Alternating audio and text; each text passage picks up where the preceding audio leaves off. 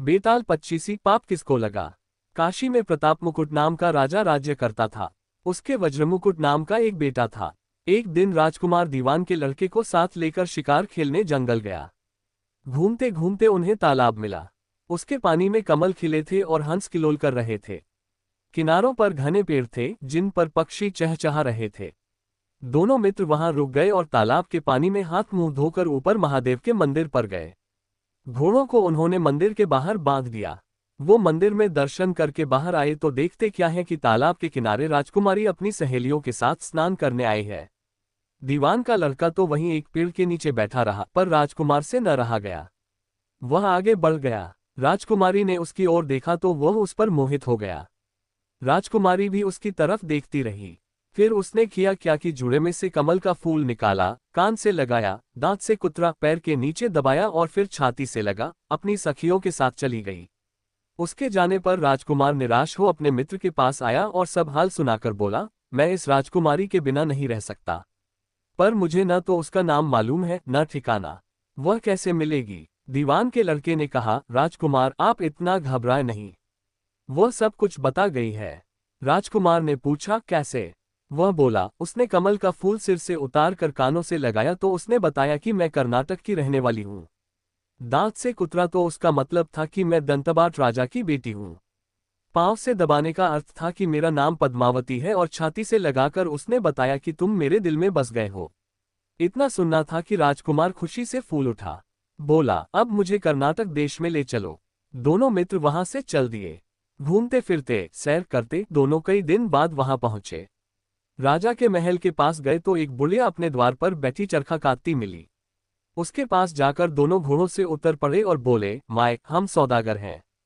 हमारा सामान पीछे आ रहा है। हमें रहने को थोड़ी जगह दे दो। उनकी शक्ल सूरत देखकर और बात सुनकर बुढ़िया के मन में ममता उमड़ आई।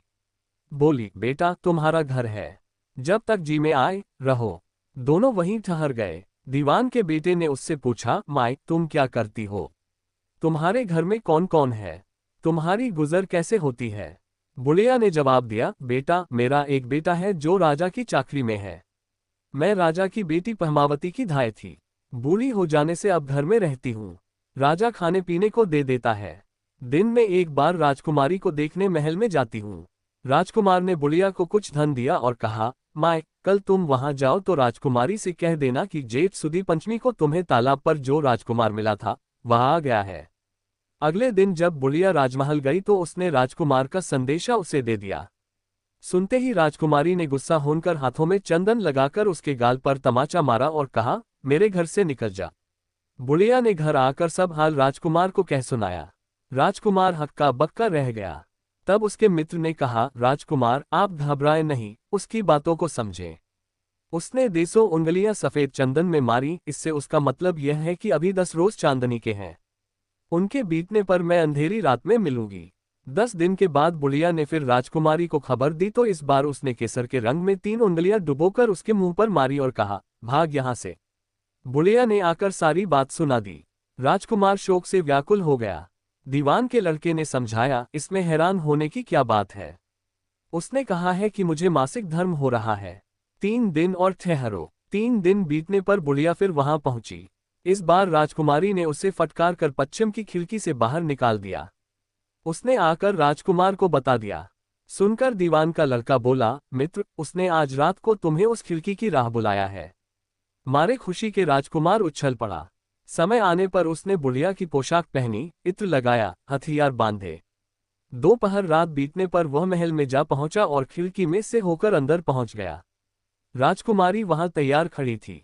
वह उसे भीतर ले गई। अंदर के हाल देखकर राजकुमार की आंखें खुल गईं। एक से एक बढ़कर चीजें थीं। रात भर राजकुमार राजकुमारी के साथ रहा। जैसे ही दिन निकलने को आया कि राजकुमारी ने राजकुमार को छिपा दिया और रात होने पर फिर बाहर निकाल लिया। इस तरह कई दिन बीत गए। अचानक एक दिन राजकुमार को अपने मित्र की याद आई। उसे चिंता हुई कि पता नहीं उसका क्या हुआ होगा। उदास देखकर राजकुमारी ने कारण पूछा तो उसने बता दिया। बोला, वो मेरा बड़ा प्यारा दोस्त है, बड़ा चतुर है। उसकी होशियारी ही से तो तुम मुझे मिल पाए हो। राजकुमारी ने कहा, मैं उसके लिए बढ़िया बढ़िया भोजन बनवाती हूँ। तुम उसे खिलाकर तसल्ली देकर लौट आना। खाना साथ में लेकर राजकुमार अपने मित्र के पास पहुंचा। वे महीने भर से मिले नहीं थे। राजकुमार ने मिलने पर सारा हाल सुनाकर कहा कि राजकुमारी को मैंने तुम्हारी चतुराई की सारी बातें बता दी हैं, तभी तो उसने ये भोजन बनाकर भेजा है। दीवान का लड़का सोच में पड़ गया। उसने कहा, यह तुमने अच्छा नहीं किया। राजकुमारी समझ गई कि जब तक मैं हूं वह तुम्हें अपने बस में नहीं रख सकती, इसलिए उसने इस खाने में जहर मिलाकर भेजा है। ये कहकर दीवान के लड़के ने थाली में से एक लड्डू उठाकर कुत्ते के आगे डाल दिया। खाते ही कुत्ता मर गया। राजकुमार को बड़ा बुरा लगा। उसने कहा, ऐसी स्त्री से भगवान बचाए, मैं अब उसके पास नहीं जाऊंगा। दीवान का बेटा बोला, नहीं, अब ऐसा उपाय करना चाहिए जिससे हम उसे घर ले चलें।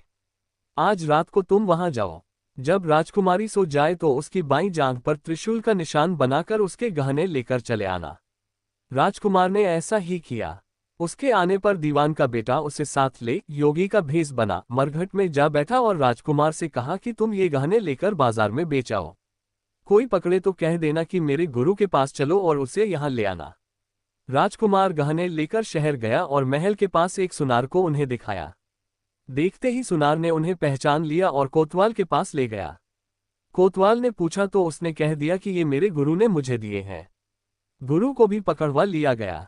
सब राजा के सामने पहुंचे। राजा ने पूछा, योगी महाराज, ये गहने आपको कहाँ से मिले? योगी बने दीवान के बेटे ने कहा, महाराज, मैं मसान में काली चौदस को डाकिनी मंत्र सिद्ध कर रहा था कि डाकिनी आई। मैंने उसके गहने उतार लिए और उसकी बाईं जांघ में त्रिशूल का निशान बना दिया। इतना सुनकर राजा महल में गया और उसने रानी से कहा कि पद्मावती की बाईं जांघ पर देखो कि त्रिशूल का निशान तो नहीं है। रानी देखा तो था। राजा को बड़ा दुख हुआ। बाहर आकर वही योगी को एक ओर ले जाकर बोला, महाराज, धर्मशास्त्र में खोटी स्त्रियों के लिए क्या दंड है? योगी ने जवाब दिया, राजन, ब्राह्मण, गौ, स्त्री, लड़का और अपने आश्रय में रहने वाले से कोई खोटा काम हो जाए तो उसे देश निकाला दे देना चाहिए। ये सुनकर राजा ने पद्मावती को डोली में बिठाकर जंगल में छुड़वा दिया। राजकुमार और दीवान का बेटा तो ताक में बैठे ही थे। राजकुमारी को अकेली पाकर साथ ले अपने नगर में लौट आए और आनंद से रहने लगे। इतनी बात सुनाकर बेताल बोला, राजन, ये बताओ कि पाप किसको लगा है? राजा ने कहा, पाप तो राजा को लगा। दीवान के बेटे ने अपने स्वामी का काम किया। कोतवाल ने राजा को कहना माना और राजकुमार ने अपना मनोरथ सिद्ध किया। राजा ने पाप किया, जो बिना विचारे उसे देश निकाला दे दिया। राजा का इतना कहना था कि बेताल फिर उसी पेड़ पर जा लटका। राजा वापस गया और बेताल को लेकर चल दिया। बेताल बोला, राजन, सुनो, एक कहानी और सुनाता हूँ। अगर कहानी अच्छी लगी हो तो कृपया चैनल को लाइक, शेयर और सब्सक्राइब जरूर करें। इसकी अगली कहानी सुनाने के लिए कृपया कमेंट करें।